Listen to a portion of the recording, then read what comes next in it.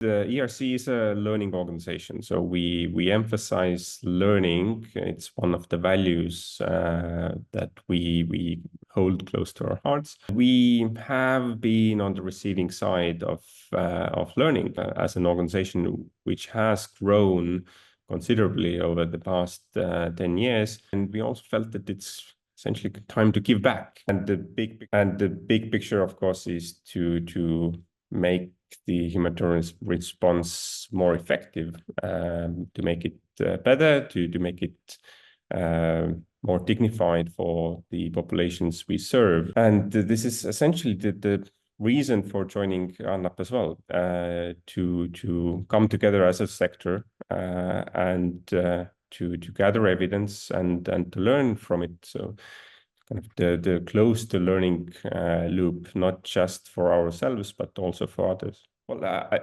I think the humanitarian sector has a history of failing. And also, I haven't seen a sector which is so keen on learning. The biggest challenge to learning, I think, is the competitiveness of the sector. I mean, we are doing it all for the humanitarian reasons, based on the principles, etc. But we are at the same time using the same resources, the same funding.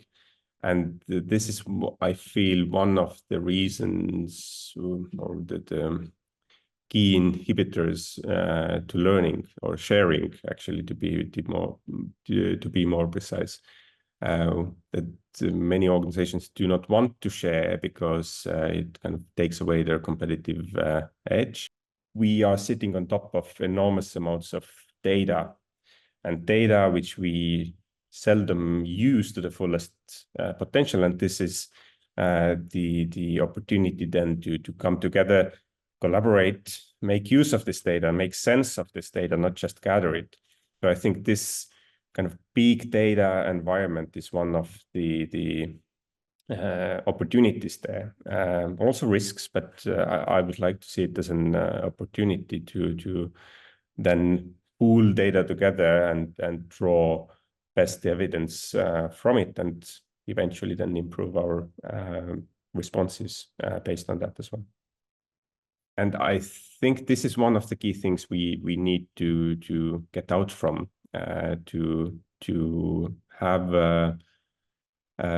this culture of learning, not just sharing data, sharing what you did and what you succeeded in, but also to share the failures, to share what went wrong, what were the design flaws, and to be very open about it. And I believe this not only makes the response better, but also shows our accountability as a sector, not just towards the beneficiaries of our assistance, but also towards donors and towards the public, to have this trust that we take ownership also of the failures and not just the flashy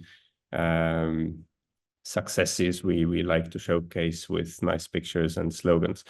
So this is a challenge, and I do believe that ALNAP and similar learning networks to help us get past this impasse of not sharing.